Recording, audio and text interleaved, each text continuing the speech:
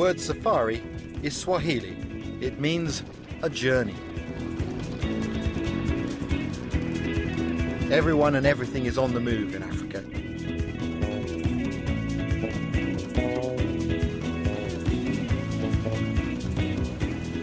I'm on the move too. I'm heading into some of the remotest and most beautiful areas of Tanzania. The reason I've come here is that in many ways this is the birthplace of bushcraft, and surprisingly it's still very much in evidence here today. The art of bushcraft is about being out of doors, relying only on our knowledge and understanding of the natural world around us. So here in Tanzania I can not only survive but really enjoy my natural surroundings.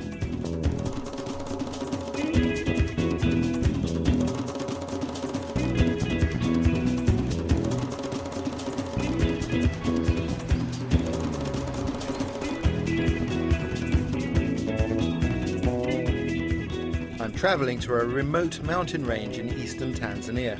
But to get there, I'm going through one of the best game reserves in the world, the Serengeti.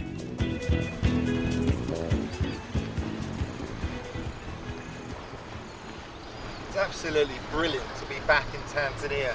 This has to be one of the top destinations for safaris in the whole world. It's an amazing place.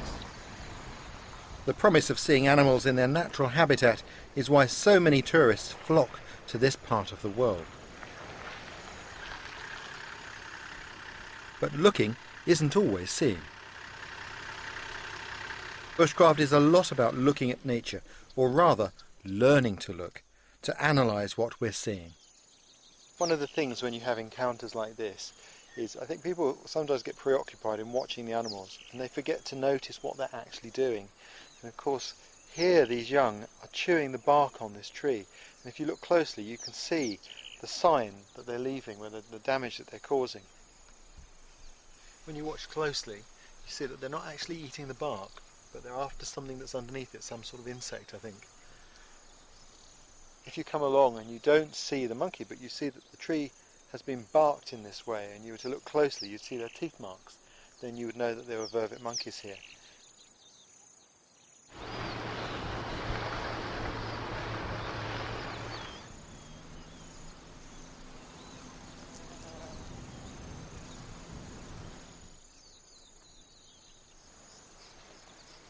Fantastic to watch the lions like this. They're just lazing there. There's some young ones just lying on their back with their paws in the air. But I'm not the only one enjoying the sights.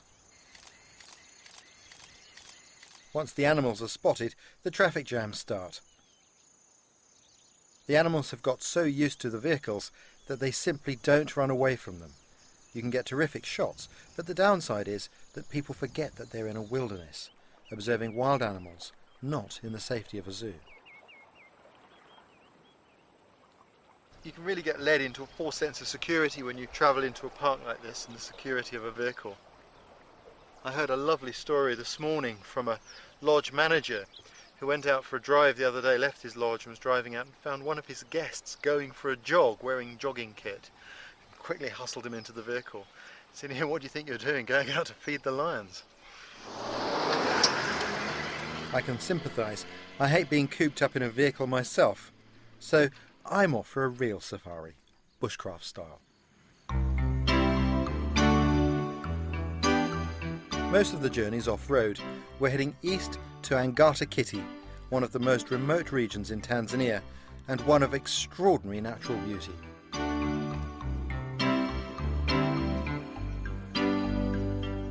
For the film crew, travelling light is impossible. The paraphernalia of filming means that they have to have a fixed camp.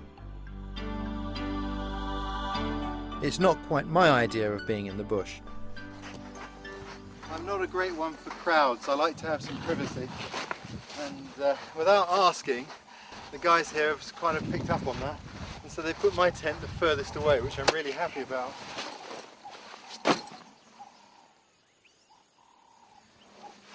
Yeah, this is home. Picking a good campsite is very important, and this has a good feeling about it. But this wouldn't be an ideal place to sleep out under a tarp, I don't think. Plenty of sign that hyenas are around, and they have a reputation for biting people's faces off in the dark. And a couple of cheetah have been seen in the area. But what a beautiful place to camp, fantastic. Nice tree there, maybe we'll put a fire under here.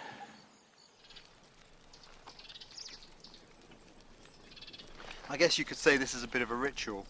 It's been a long drive to get here, and I've had to go through some game parks where you're not allowed to step outside of the vehicle, which I find personally extremely frustrating, even though it's a sound rule and keeps people safe from large cats and other predators. But it's great to actually arrive in a place where I can walk around. I can look at the tracks on the ground and start to feel comfortable again.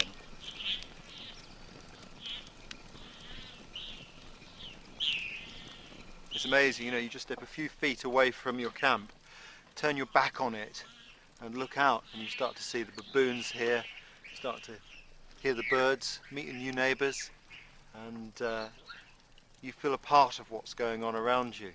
I think that's one really good piece of advice for people going on expeditions or overland trips in gap years, is always remember at some point turn your back on the group and look out, because that's why you went there in the first place.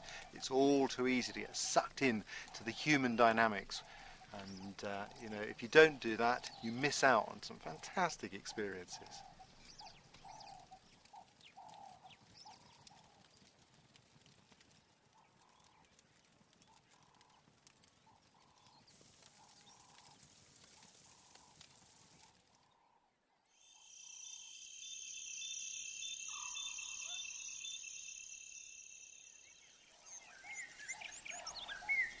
First light, and I was looking forward to a very special meeting.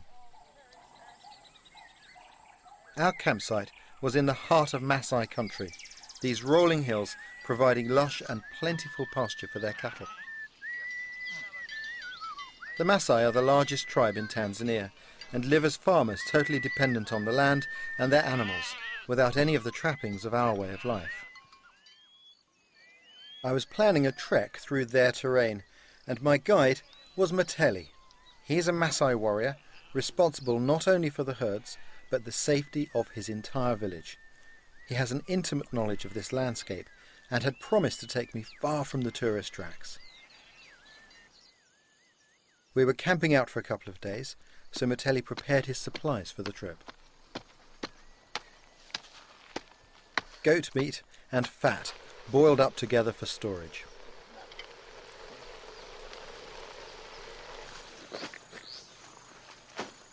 My preparations were slightly different. Rations come ready prepared. But the Maasai carry their food in a rather unique way. The goat stomach lining is cleaned out and it's made into a sack for the meat.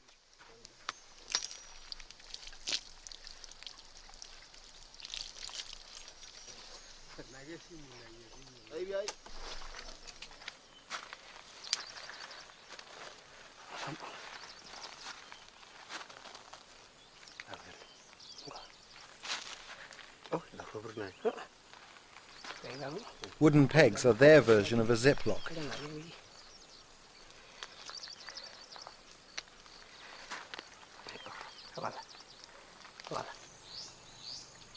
I always take a water purifier with me. It's an essential bit of kit for anyone who's not local. With the nights cold, it was definitely worth taking a sleeping bag.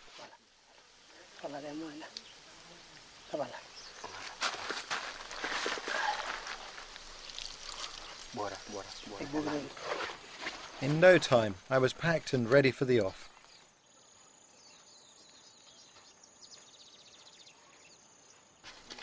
But Mateli's preparation was taking a while longer.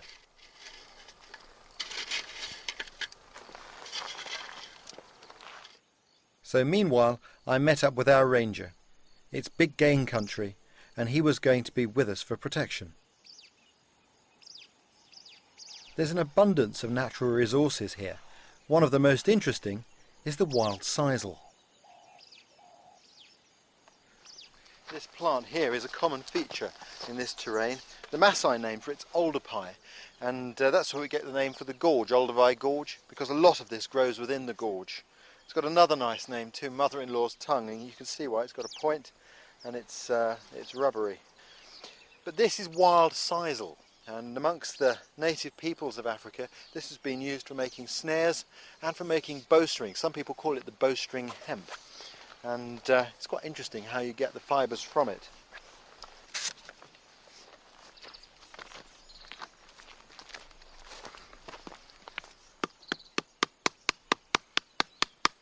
A very succulent plant. What I need to do is to break it down by pounding it like this. You can see the fibres starting to separate there.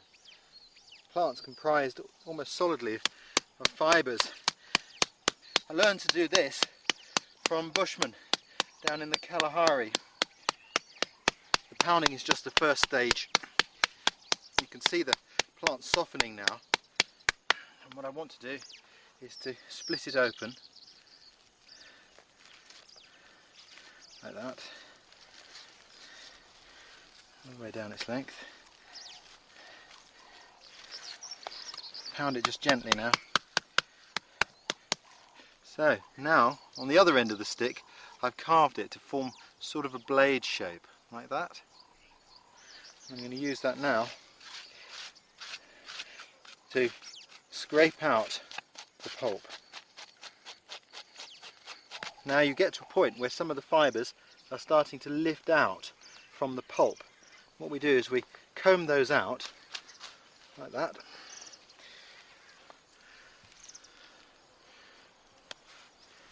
And then specifically scrape them down to the bare fibre.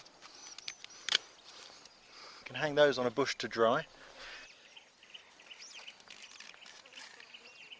So there we go, there's the raw material. Nice long fibres for which we can make very strong string.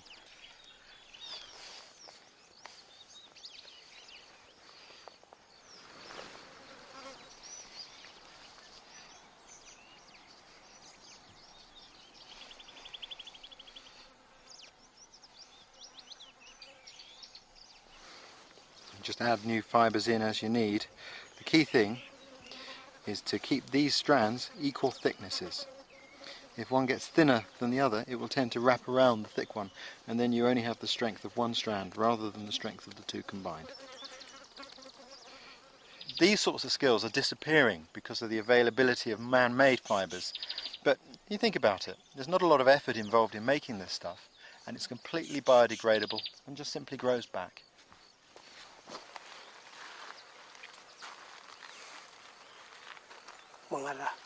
Metelli has his own string for the pouch. It's a simple strip of bark.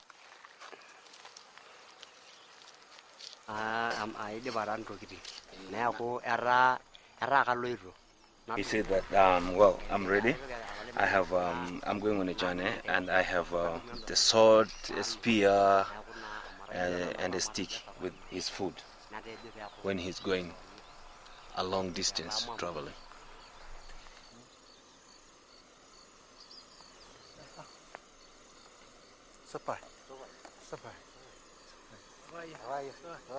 Yeah. So where are we going then?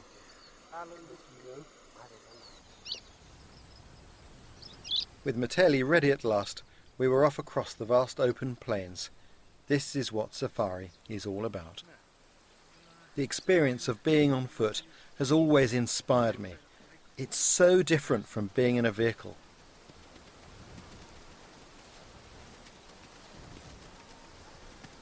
Seeing the wildlife close up and walking alongside filled me with awe.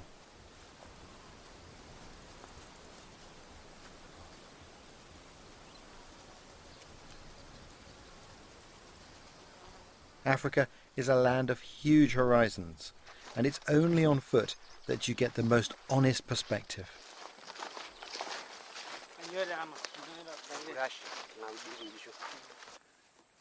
So is this a manada? This is a seasonal village where Metelli's family once lived. It's now deserted. Amazing to think that these huts were for one family. Metelli's father had a staggering 22 wives. That's a window. Yeah. This is the Maasai window, tiny little window, but it gives them a chance to look outside. And they like the insides of the houses to be dark because it keeps the flies from coming in.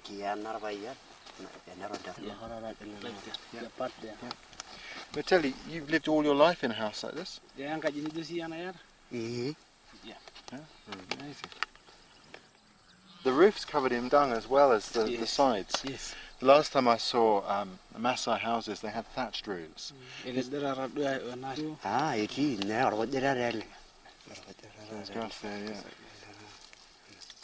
They use whatever is available from the countryside around.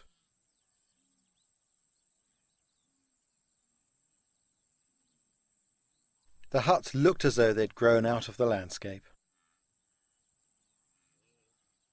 Once a thriving community, the huts are now crumbling, having been abandoned when the rains failed and the family had to move on.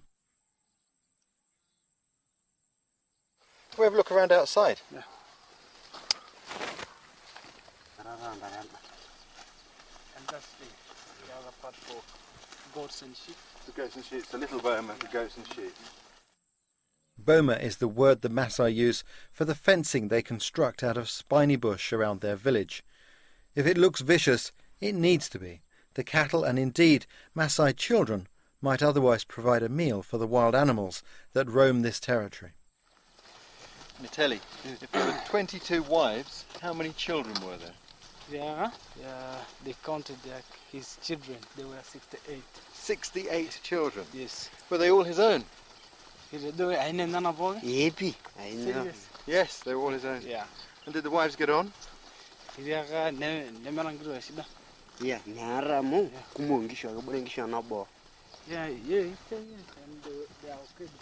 a lot of cows. The Maasai may be farmers, but they still live closely with nature, having to adapt themselves to changes in their environment. Their simple way of life makes it easy for them to move on when needs must. Sites like this are common in a continent where people live more closely with their surroundings.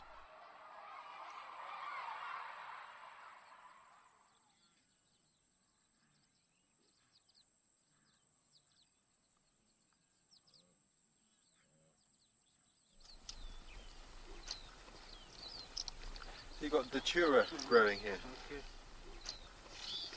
It's one of these plants that, these are the seeds. One of the English names of this is moon seed, and because in some parts of the world people use this as a hallucinogen. In North America, the witch doctors or medicine men use this so they can contact the spirits. But if they overdo it, they never come back. They're there with the fairies forever.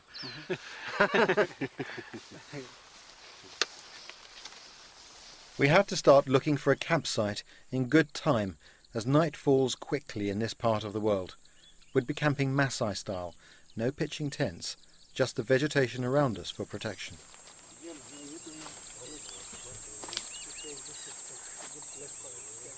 We're going to stay here.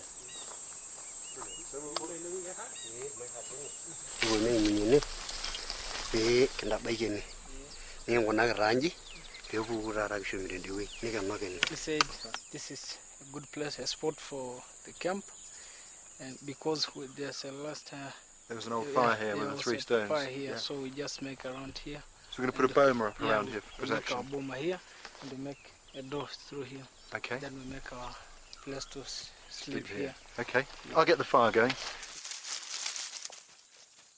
An old weaver bird's nest makes ideal natural tinder.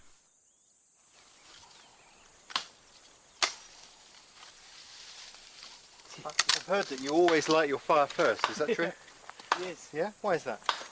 Because this can help us to make everything. So to chase maybe if there's animals, they can smell smoke, yep. And then they go away. Yeah. So the fire is the most important thing. Very important. Yeah. And for the people of Maasai, if they smell the smoke, they can identify where people live. So if someone gets lost, you can find them by the smoke. Yes. For those who are lost, they can come and find where you live.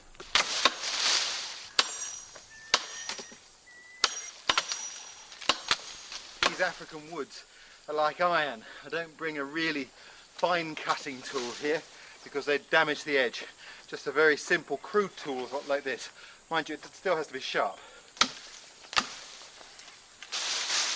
It takes quite a bit of wood to make the barrier around our camp.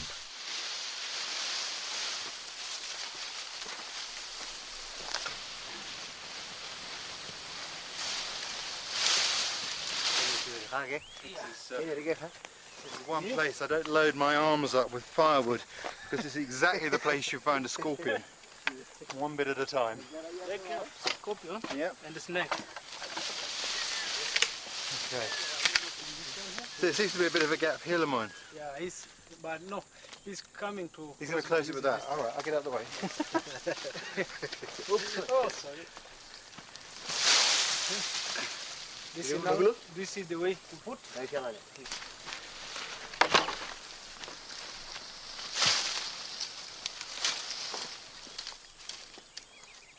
Metelli was using the same technique as in the old village, with thorny bushes to protect us against the wild animals. These thorn bushes take you a little bit by surprise when they fall down. You can see why they're such an effective deterrent for wild animals.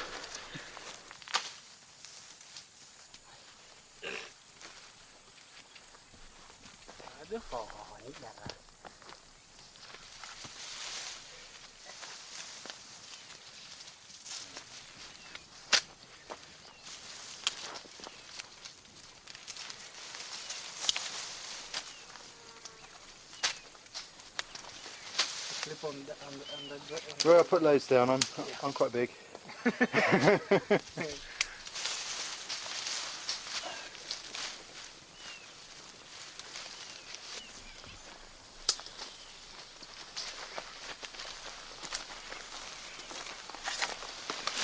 think that's enough.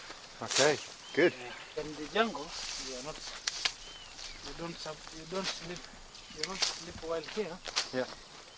What are the rocks for, Lemoyne? He's just making the part of the sleep. Yeah, not to go to roll on the fire. Yeah. Might have a nightmare and to roll together. You might have a nightmare. What, with me sleeping here? I'm your worst nightmare, Lemoyne. The perfect way to keep warm and yet safe away from the embers.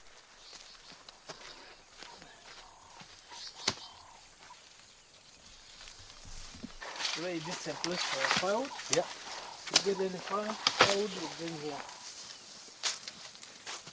It's always interesting to see how different cultures go about organising their camp, and this was the first time I'd seen how the Maasai sleep safely in the bush away from the village. This looks really comfortable. I mean, this is the sleeping area, and this is the posture springing, if you like, and also keep you out of the dirt. Brilliant. Very, very comfortable, cosy. Yeah.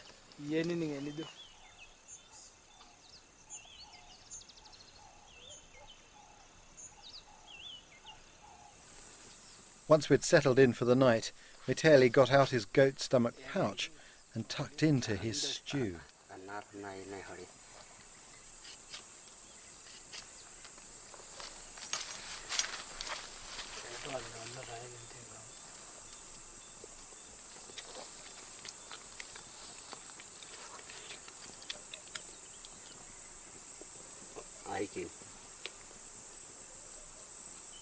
Yeah. The camera crew went back to their camp, leaving me to carry on filming with a small home video camera. We pulled our door across and continued our supper. The ranger, Lemoyne, seemed to prefer my ration pack to the stew. Wow, very delicious.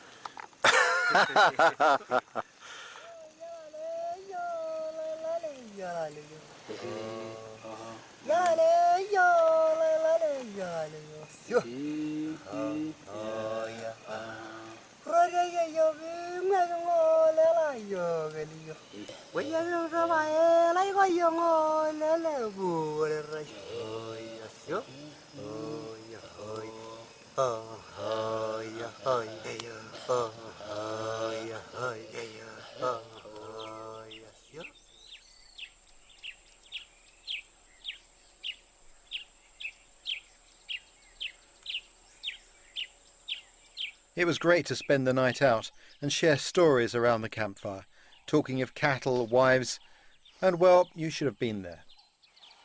I told Namoyan the story of Count Dracula, with bats flying above us. Ooh. Mitelli fell asleep. He was so scared. Tell you, when I set off yesterday, I felt, oh my God, I've got the biggest rucksack again. We got here, right? We're set up, camera crew have gone. Mitelli here turns to us and says, I haven't got enough blankets with me. In the middle of the night there is...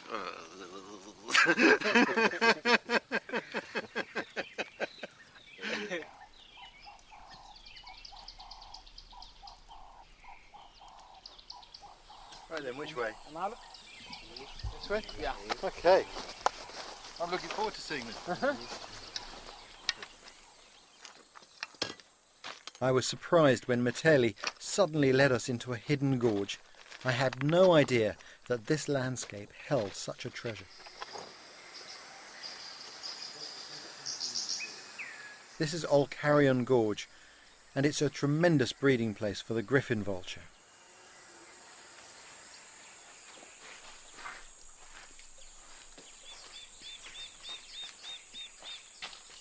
This is an incredibly interesting plant. It's one of the most poisonous plants on the planet. It's from the seed of this plant, the castor bean plant, that the poison ricin is produced. And that poison is so effective that it was used by Soviet Secret Service to carry out assassinations. And in recent years, of course, terrorists have taken an interest in the plant.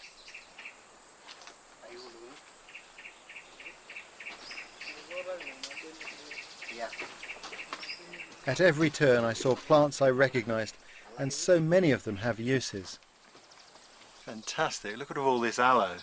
I think I'll cut one of these leaves. You can see all the juices dripping out here. Of course we use aloe a lot these days for treating skin conditions, particularly as an after sun, which is very effective for skin protection. It has a lot of medicinal uses. I'm going to show you what we can do with it in the field. The first thing to do is to cut off the thorns on the side, like that. Then slice it down the middle like this, and then this can be peeled apart like this.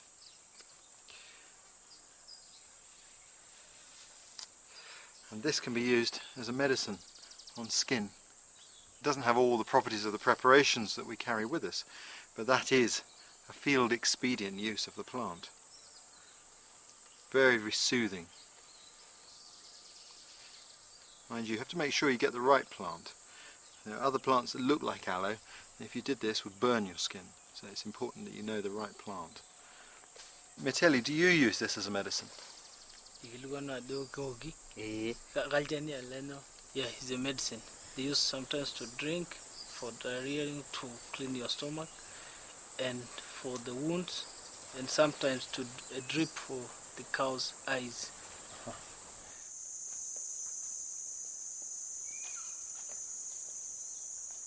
Despite the abundant vegetation, finding water is never simple.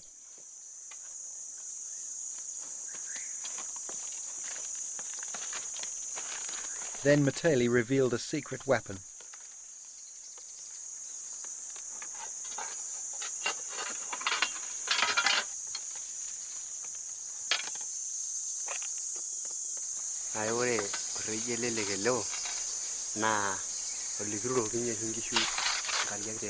He told me that the Maasai had hidden this spade here for as long as he could remember, so passers-by could dig for water whenever they needed it.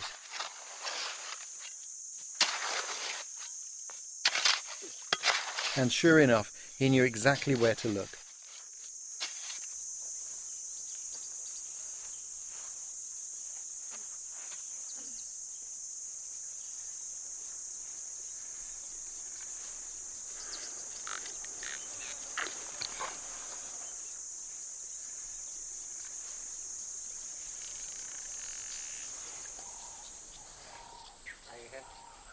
As we walked, the landscape changed again. The path narrowed and the rock faces towered above us. We were entering a canyon, a lost world hidden away from the scorching plain.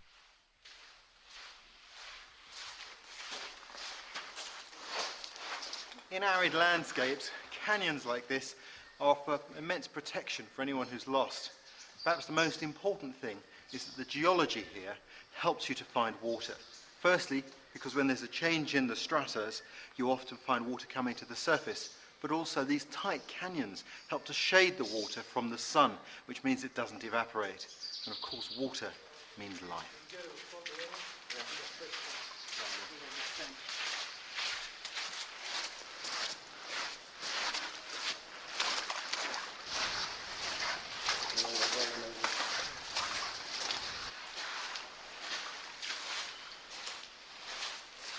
This is the track of a lion cub. It seems that everybody enjoys this gorge, that's cool, there's nice water here. But naturally there's one question on my mind. If that's the cub, where's the mum?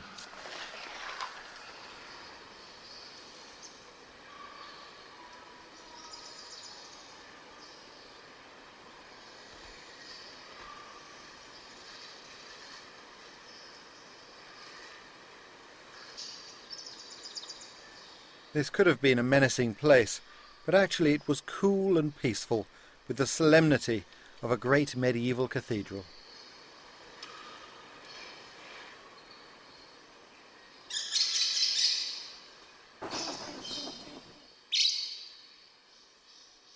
For me, it had a powerful atmosphere.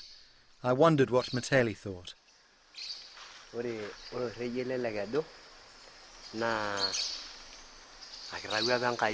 This gorge is made by God for everything, because this is made for human beings to drain their cow here and the vultures to lay their eggs.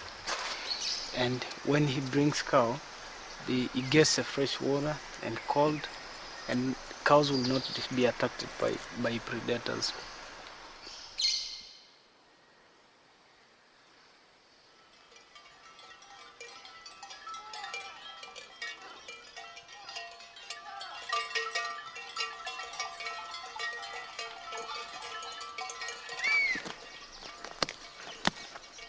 As we rested in the shade, Meteli decided to make a tonic.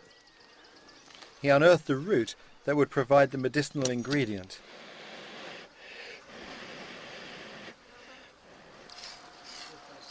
It was clear to see just how comfortable the Maasai are in the bush. Once we all lived in a similar way, but today most of us have lost this intimacy with our surroundings.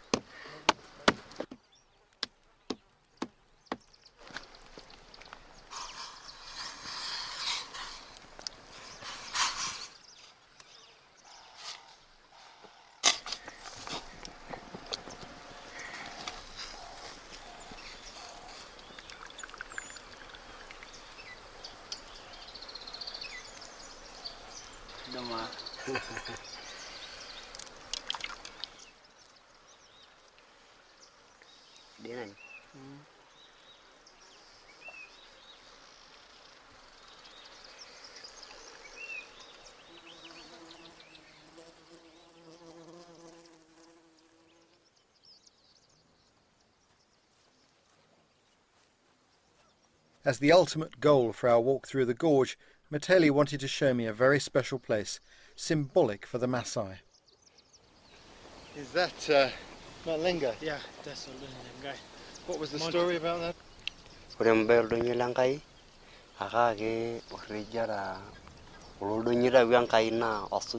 mountains is active, it's volcano active. So the Maasai believe the mountain is created by God, and that was active, and the Maasai normally go to pray under that mountain.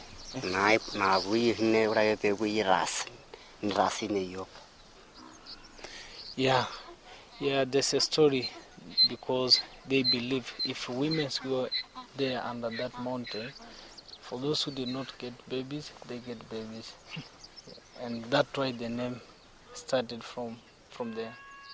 What does the mountain mean? The mountain means, the Oldonyalangai means the mountain of God. The mountain of God. Yeah.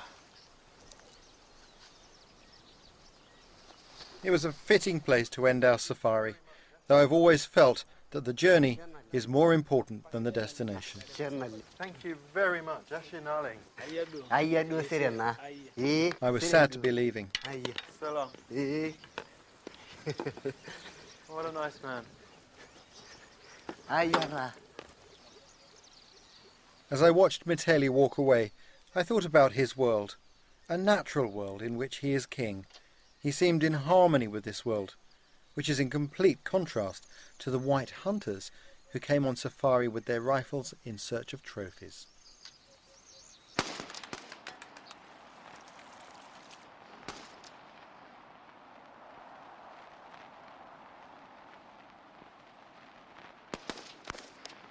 The great white hunters mercilessly exploited nature for financial gain. Today attitudes may have changed. These days talk of wildlife often goes hand in hand with conservation. Even hunters must face the reality that our ancestors knew, that you must never take more than the land can provide. In the 19th century, the idea of conserving wildlife rather than plundering it for profit was still relatively new. Strangely enough, one of the greatest conservationists of the age, Frederick Selous, began his career as a hunter. But what set him apart was that he was one of the first people to realise that the stocks of wild animals were diminishing in the hail of lead being let fly by European hunters. Frederick Courtenay Selous is one of my all-time heroes. Born into a long line of wealthy bankers, he bucked the trend and spent his life in Africa studying wildlife. His passion for the natural world started when he was a schoolboy at Rugby. In his account of his childhood, he describes how as a boy of 9 he used to go out on night forays into the woods nearby, how he would go bird nesting, and how in the winter he trapped water rats, weasels and stoats for their furs. I can sympathise. I've always had a passion for the natural world, and as a boy spent my nights alongside animals such as badgers, foxes and stoats.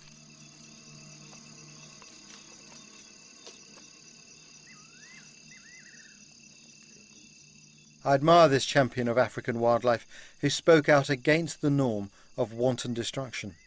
His fame even attracted the attention of the President of the United States, Theodore Roosevelt, who, having read Selous' memoirs, African Nature Notes and Reminiscences, became hooked himself on his own version of conservation. He and Selous started a long and impassioned correspondence in which they discussed detailed observations they were making about nature and animal behaviour. Selous' keen eye for nature is reflected in the highly detailed drawings he made of the animals he hunted. He also organised what may have been the biggest safari of all time, Roosevelt's legendary safari with its astonishing retinue, almost 300 strong. Animals were killed in droves, but always in the name of education. It's difficult for us to understand how killing and conservation could go together, but we must judge them by their day, and these were the earliest days of conservation.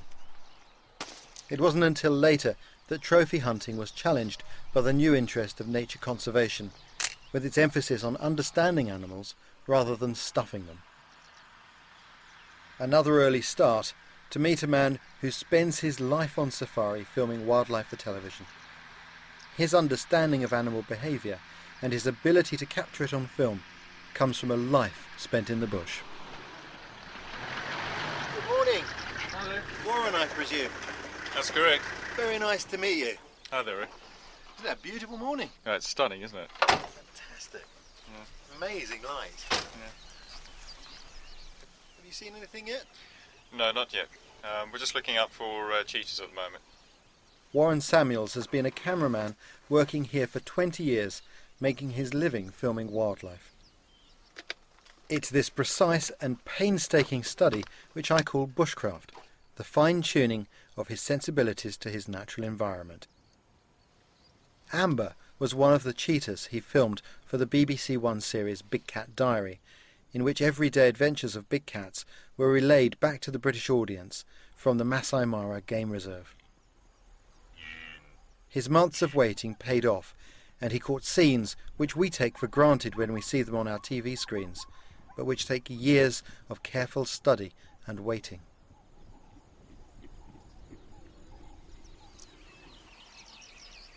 We were hoping to use Warren's knowledge and experience to help us find cheetah, although looking out at such a vast expanse, it seemed a difficult task.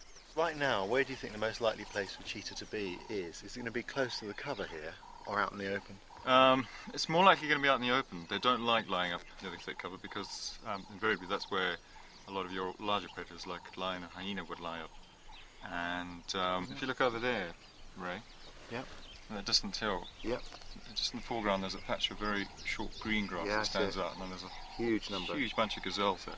Are they Thompson's gazelles? Yeah, and I think that's a very good place to go and start looking for cheetahs. There's a lot of animals. Yeah. What an amazing sight, isn't it? I don't know how you feel, but when I look out on something like this, in a morning like this, I feel incredibly privileged.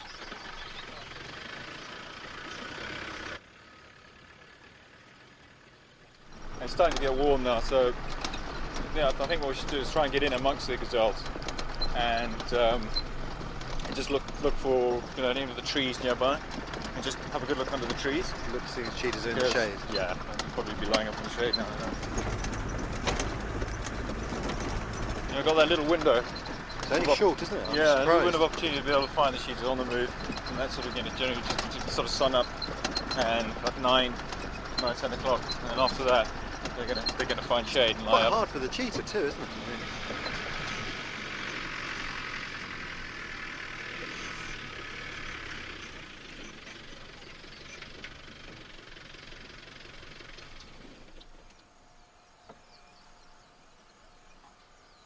More water over there. That's where there's wildebeest have been heading.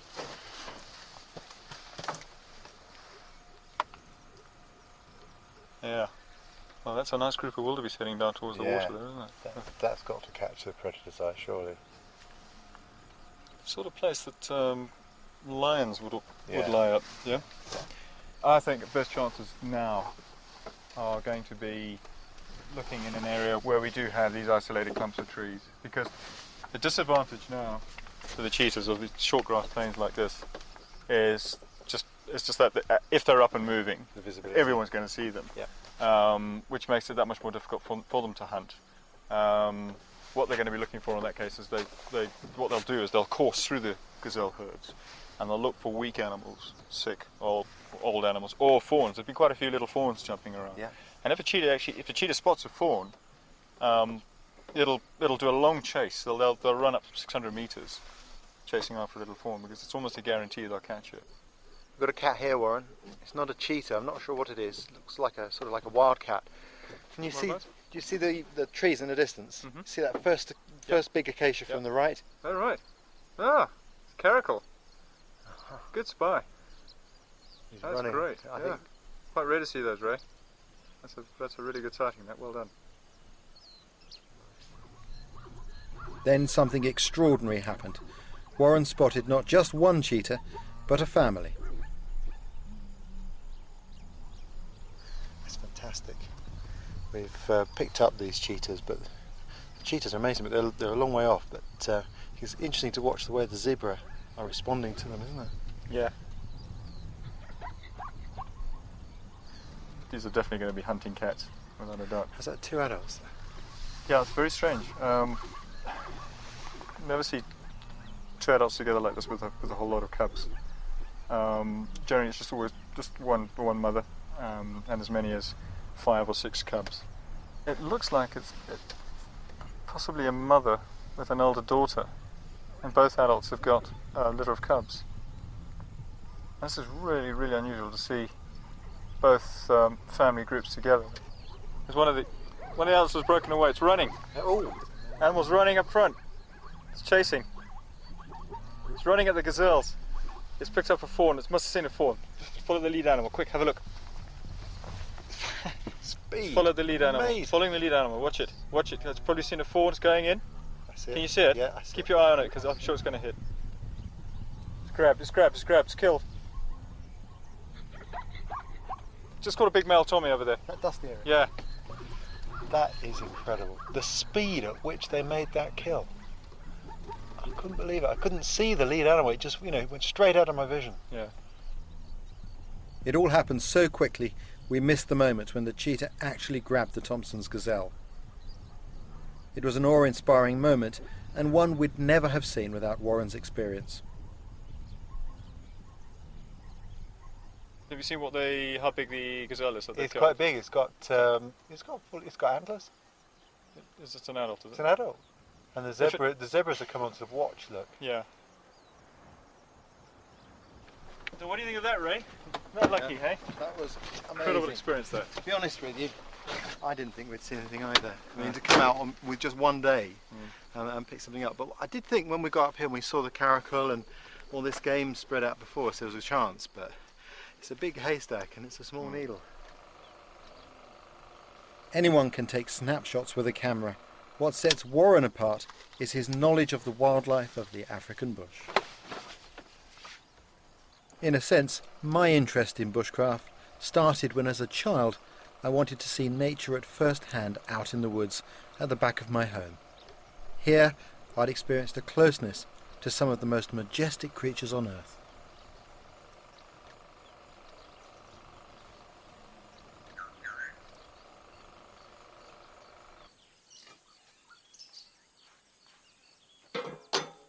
Back at camp, I'd been volunteered as assistant to Ali Mumba, our rather unorthodox camp cook. Oh, I don't know about that.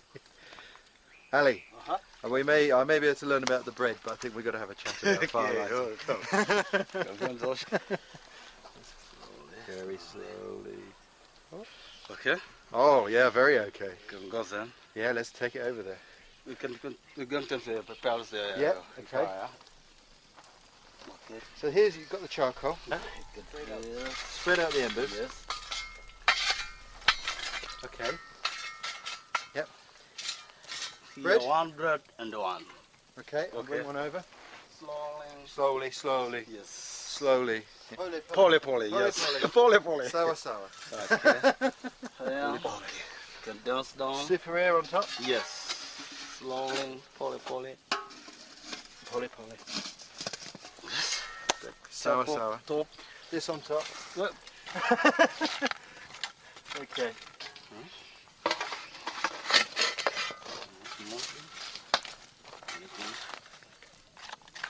Okay.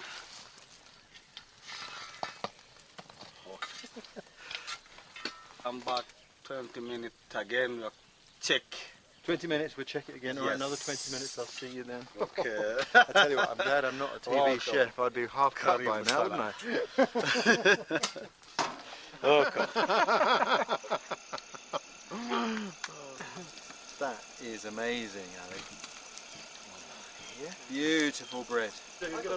Without any proper oven, I really admired the way this meal came together with none of the normal trappings of a modern fitted kitchen. Even the local staple, ugali, has a dual use as a sort of edible spoon. Use your fingers, you cut the piece and you make a little ball. See? A little ball. This is to fix some sauce. Get some sauce like. See the sauce stored there? It's great, isn't it? Bread and ugali is like the meeting of two cultures. Fantastic. I think one of the real magic things about these sorts of trips is the cultural exchange.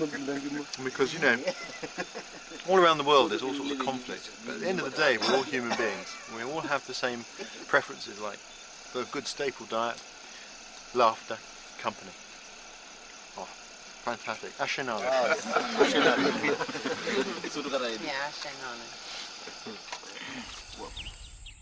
I'd seen a privileged aspect of life here.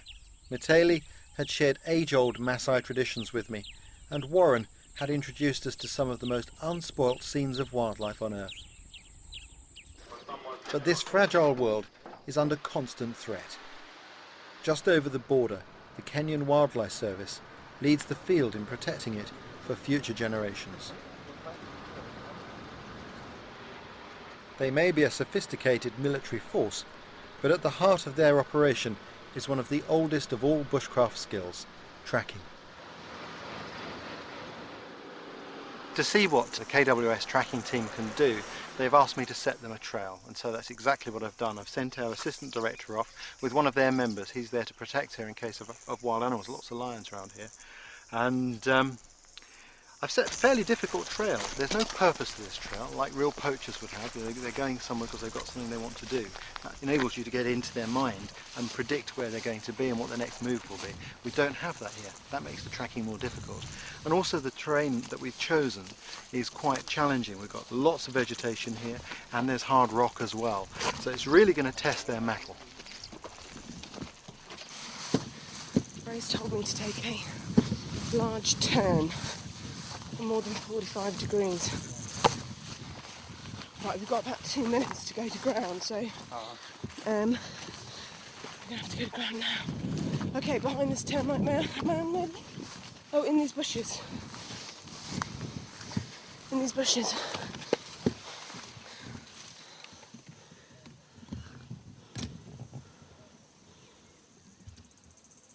Okay, Peter, Twende? Twende. Okay, I'll show you the first trail. Okay. Do you see the anthill there? Yeah. That's it? Okay. Good luck. Thanks. This type of bush runs undisturbed for hundreds of miles, and picking up a trail's difficult, so I'd given them the first sign to get them started. You can see they've clearly got the direction of the trail. They're moving confidently straight down here. You can see the speed with which they're moving says that they're hot on it.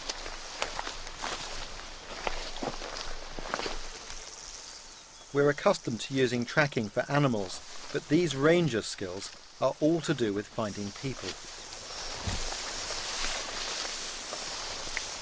Despite the ground being quite sandy here, it's also quite hard and it's not showing much sign.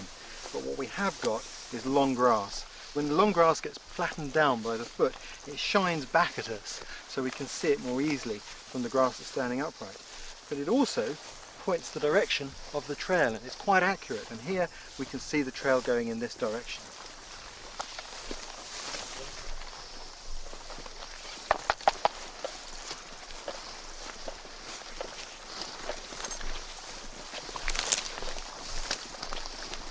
Things have slowed down a bit because the trailers could have gone either to the left or to the right of these bushes. They're not certain which. So that what they're doing is they're casting ahead. They've sent some in to the left, some to the right to look for the sign. What will happen is one of these teams will pick that sign up. When that happens, you'll see it all speed up again.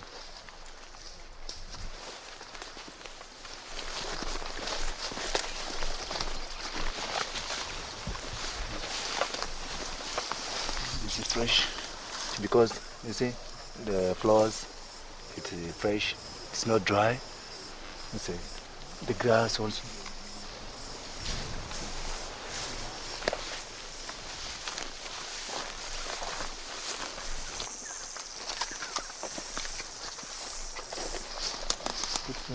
At first glance it's difficult to make anything out here, but in fact there's a print here which has caused the ground to crack, but it's most notable in the way sand has been deposited on this vegetation here. They call this transfer sign, and the way the vegetation itself has been broken and bruised, and you can see it's still moist. That means this trail is fresh, because on a day like today when it's very hot, that's going to dry in just a matter of minutes. You see there the dark colour where there's moisture showing through.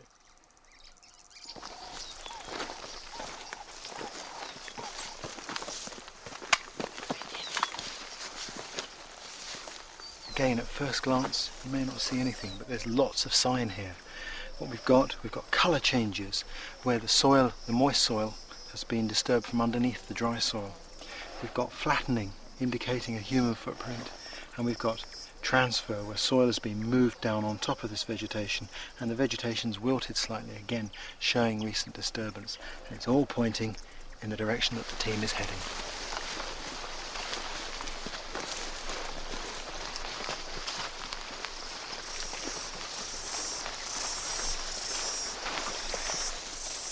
Linking up with the last piece of sign is this rock which has been disturbed from its original position.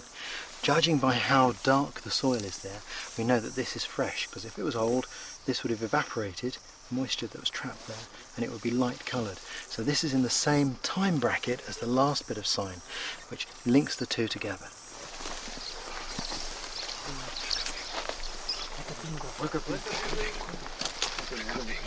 Yes, the culprit. The culprit. Oh, no, not that. Where's the license? I don't have one. At long last we have arrested the Mzungu. Well, there you go. Just goes to prove, eh? These are the men who are protecting the elephants here. And those who want to come here and shoot them, they better watch out.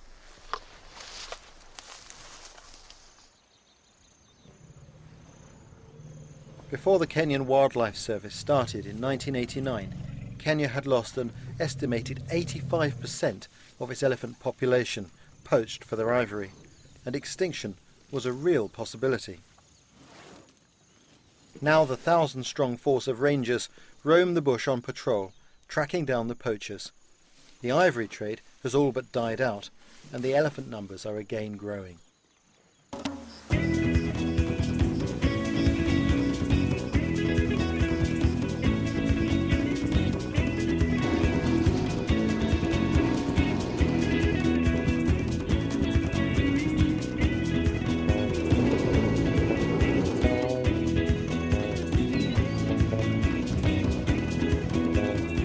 My last morning in Tanzania.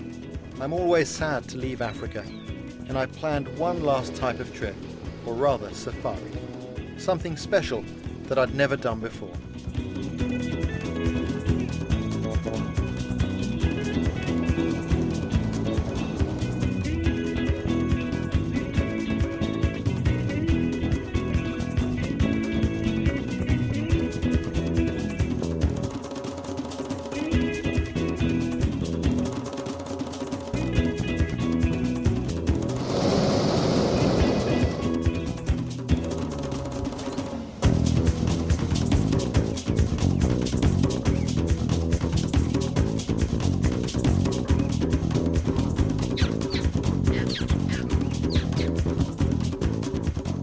Fantastic way to see Africa. I love coming to this continent. There's an energy here that's difficult to describe, but it reaches right inside you and touches your spirit deep in.